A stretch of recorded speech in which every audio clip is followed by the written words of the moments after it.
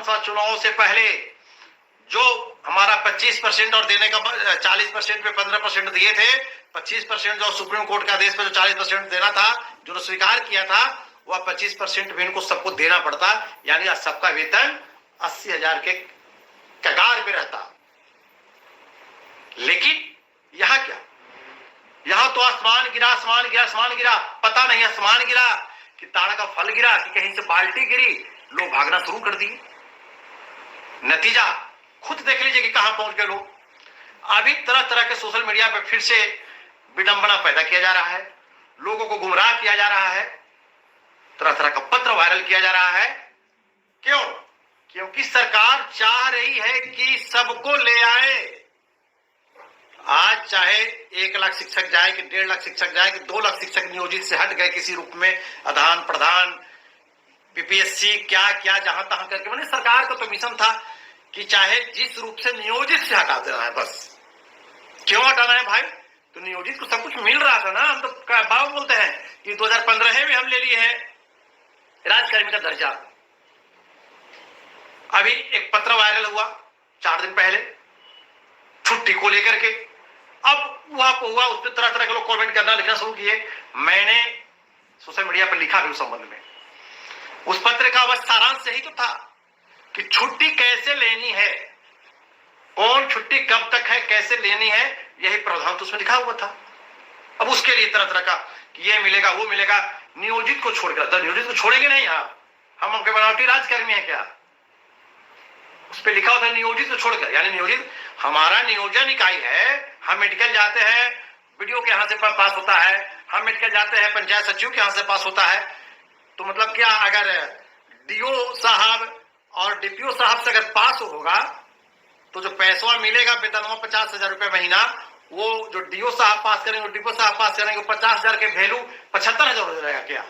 उसका वैल्यू 50,000 रहेगा, और हमारा वीडियो साहब पास करेंगे उसका 75,000 रहेगा। तो इस पत्र पर भी बहुत तरह के लोग क्वेश्चन किए। यह बिल्कुल क्लियर है, वह छुट्टी का तरीका है उनका। लेकिन हाँ, इसके पीछे सरकार की साजिश है। ऐसे ऐसे मौके पर सरकार तरह तरह का दिमाग लगा रही है। वहां बैठ करके आगे से दिमाग लगा रहे हैं कि कैसे तोड़े, कैसे तोड़े, कैसे तोड़े। एक पत्र छोड़ दो, कुछ शिक्षक डिस्टर्ब होगा। इसलिए ऐसी ऐसी बातों से कोई बकाने की आवश्यकता नहीं है। हम नियोजित शिक्षकों का जो नियमावली बना हुआ है 2020, ये एकदम रामबाण है। मैं धन्यवाद देना चाहूंगा आदरणीय आर.के. महाजन साहब को। आप सचमुच एक व्यक्तित्व के निर्माण करने वाले अधिकारी थे। आप शिक्षा विभाग में जब आप रहे, जब तक आपने मिसाल पैदा किया। मुझे याद है वह दिन कि सुप्रीम कोर्ट में जब हम लोग समान काम के समान वेतन की लड़ाई को लड़ रहे थे, और शिक्षक दिवस भी था उसी टाइम में। मैं उस बात को अपने जीवन में नहीं भूल सकता कि सरकार की तरफ से महाजन साहब, अमित बाबू, रवि बाबू और तमाम अधिकारी आते थे। हम लोग अगल बगल बेंच पे बैठते थे और सब फैसले को सुनते थे। रोज कोर्ट का यही नियम था। शिक्षक दिवस के दिन जैसे ही हम लोग कोर्ट के दरवाजे पे खड़े होते हैं, रूम नंबर 10 में हम लोग को फैसला चल रहा था। हम थे, हमारे और मित्र थे, पूरन जी भी थे, हम लोग सब थे। महाजन साहब आते हैं, हम लोगों ने शिष्टाचार से सर झुकाया, जो हमारा नियम है। भले हम दोनों दो पक्ष पे खड़े थे, वो सरकार की तरफ से थे, हम शिक्षक की तरफ से थे, लेकिन शिष्टाचार को हम भूल नहीं सकते। जैसे हम लोगों ने सर झुकाया, महाजन साहब हाथ बढ़ा करके हाथ मिलाए, अब बोले हैप्पी टीचर्स डे जयंत जी, हैप्पी टीचर्स डे पूरन जी, ऐसा कर उन्होंने कहा। बहुत अच्छा लगा। और जो नियमावली उन्होंने बनाए, आज नियमावली हम लोग के लिए अमृत है। अमृत, अमर जो कहा जाता है वह अमर है। तो फिर इसमें टेंशन की बात कहां है? सरकार जिस तरह से लोगों को उलझाने का काम की है वर्तमान सरकार, आप न सरकार के खिलाफ कोर्ट जा सकते हैं नियोजित की नौकरी छोड़ने के बाद। नियोजित में है तो आपका सारा अधिकार है नियमावली पर लड़ने के लिए। ना आप कोर्ट जा सकते हैं, ना आप धरना कर सकते हैं, ना आप प्रदर्शन कर सकते हैं। ये सब अपने नियमावली में लिखवा लिया गया है, आपको गुलाम बना दिया गया है। फिर आप तो बर्बाद हो ही गए, दूसरों को क्यों गुमराह करते हैं? आई फिक्सेशन का दौर चल रहा है। किसी जिले का इतना फिक्सेशन, किसी जिले का इतना फिक्सेशन। जब मैं गहराई से गया इसमें तो पता क्या चला मालूम है? ये बात सोशल मीडिया पर बोलने के लायक नहीं है, लेकिन मैं पर्दे से इस बात को रख रहा हूं। पता चला कि होने दीजिए, होने दीजिए, बाकी तो फिक्सेशन राज्य से ही होगा, HRA सब होगा, और वहीं से फिक्सेशन की कॉपी आपको याद होगा हम लोगों को भी निकाला गया था, जिस पर जिला कार्यक्रम पदाधिकारी स्थापना का डिजिटल सिग्नेचर होता था, और उस कॉपी को निकाल करके हम चिपकाते थे सेवा पुस्तिका में। उसी तरह का निकलने जा रहा है। अब जिला में आप 1 लाख पर फिक्सेशन करवा लीजिए, 2 लाख पर करवा लीजिए, खुशी बनाते रहे, जश्न मनाते रहे, मिठाई खाते रहे, उससे क्या लेना देना है हमको। तो ये सारा चीज जो विडंबना पैदा किया जा रहा है, भ्रमित जाल जो बुना जा रहा है, वह अधिक से अधिक नियोजित शिक्षकों को तोड़ने के लिए, उनके मनोबल को तोड़ने के लिए, उनको नई नौकरी में लाने के लिए ऐसा किया जा रहा है। तो इससे सावधान रहे ना।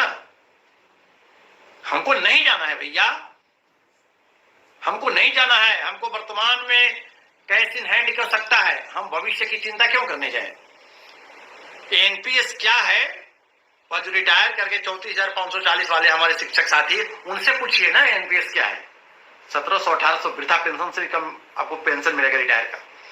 आपकी जो राशि अभी एकमुश्त कट रही है, आपका आधा पैसा रख लिया जाएगा और आधे पैसे से आपको पेंशन दिया जाएगा, जो समय का शेयर मार्केट का स्थिति होगा। तो सब कुछ जानते हुए समझते हुए एनपीएस के बाद यूपीएस भी तो लागू हुआ है, केंद्र का आदेश है। यूपीएस में क्या है कि जिनकी नौकरी का 15 साल 20 साल होगा उनको मिलेगा, तो 15 साल 20 साल किसको होगा, जो पुराने हैं। इसीलिए तो सरकार बेचैन है कि सबको एक लाइन में लाके खड़ा कर दो। बीपीएससी वाले को नया बना करके खड़ा ही कर दिए हैं, उसका ग्रेड पे और पे स्केल समाप्त कर दिए हैं। नियोजित वालों को भी ग्रेड पे पे स्केल समाप्त करके हालांकि खड़ा कर दो, ना कोई यूपीएस के लायक रहे, ना कोई ओपीएस के लायक रहे, सबको नई नौकरी में ला करके खड़ा कर दे। लेकिन 1 लाख शिक्षक जो बिहार में बच गए हैं, हम लोग अड़ गए हैं, और सरकार का नाको दम कर देंगे, सड़क पे आकर लड़ने के लिए तैयार है। किसी सरकार में दम नहीं है कि हमको नौकरी से निकाल दे।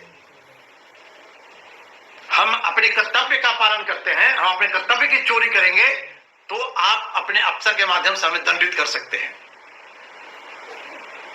क्योंकि वो आपका पावर है। लेकिन हम ईमानदारी से विद्यालय आएंगे, जाएंगे, अपना समय पर रहेंगे, जाएंगे विद्यालय में पठन पाठन कार्य करेंगे, बच्चों को पढ़ाएंगे, कर्तव्य का पालन करेंगे। और आप चाहेंगे कि हम हर 5 वर्षों को नया नौकरी में ढकेल दें, 3 में बहाल हो तो 6 में ढकेल दिए, 6 के बाद फिर 10 में दक्षता ले लिए, फिर कहेंगे अब टीईटी एसटी होगा, और अब कह रहे कि नौकरी को छोड़कर नया नौकरी में आ जाए। इतना बुड़बक समझ लिया हम लोगों को। इसलिए बिहार का तमाम नियोजित शिक्षक साथी जो अभी तक माध्यमिक, उच्च माध्यमिक, प्राथमिक तमाम प्रकार के शिक्षक मिलाकर के 1 लाख से ऊपर संख्या हमारी है। सरकार अपना गलत आंकड़ा पेश करते रहे ना। अब सक्षमता 3, 4, 5 आपको ले लेना चाहिए था महोदय, लेकर के जल्दी ज्वाइन करा के सबको ट्रांसफर और जहां करना पोस्टिंग कीजिए ना। चुनाव में सब अपना जगह धर लेगा लोग, काहे परेशान कर रहे हैं। सक्षमता 3 आपको लेना चाहिए था, ये आपका रूट चार्ट में अब तक मई जून तक सब समाप्त कर देना था, क्यों नहीं किया। आप इसलिए नहीं कर रहे हैं ना क्योंकि शिक्षक नकार दिया और शिक्षक कोई फॉर्म भरने के लिए तैयार नहीं है। यह बात सरकार को समझ में आ गई है। अब तरह का अधिकारी ये फरमान वो फरमान, कोई फरमान नहीं। गर्मी के छुट्टी के बाद हम एक आगाज और करेंगे कि तमाम शिक्षक सबसे पहले बहिष्कार पे आए।